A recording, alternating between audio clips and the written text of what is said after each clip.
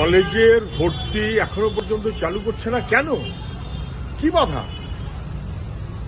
OBC সংরক্ষণ সহ বা বিভিন্ন সংরক্ষণ সহ ভর্তি করার ক্ষেত্রে আইনে তো কোনো বাধা নেই, কেউ তো বাধা দেয়নি, কোর্ট তো আপত্তি করেনি। দ্রুত ভর্তি চালু না হলে যেটা হবে, আলটিমেটলি প্রাইভেট কলেজগুলোকে সাহায্য করা হয়ে যাবে। আমি জানি না প্রাইভেট কলেজকে সাহায্য করার জন্য সব করছে কিনা। আইনের কোনো বাধা যখন নেই, যারা ভ্যালিড সার্টিফিকেট হোল্ডার তাদেরকে সঙ্গে রেখে সংরক্ষণ সহই ভর্তির ব্যবস্থা অবিলম্বে চালু করা উচিত। এবং তারপর যদি কখনো এমন হয়ে যাচ্ছে কোনো বাড়তি কোনো সিট কারোর জন্য রাখতে হবে, আরে পশ্চিমবাংলায় তো এখন 30-40% সিট এমনিতেই ফাঁকা।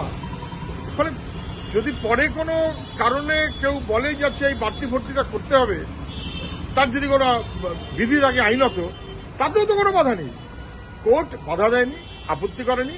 ভ্যালিড সার্টিফিকেটের ভিত্তিতে রিজার্ভেশন সহ ভর্তির যথাযথ ব্যবস্থা দ্রুত চালু করা উচিত।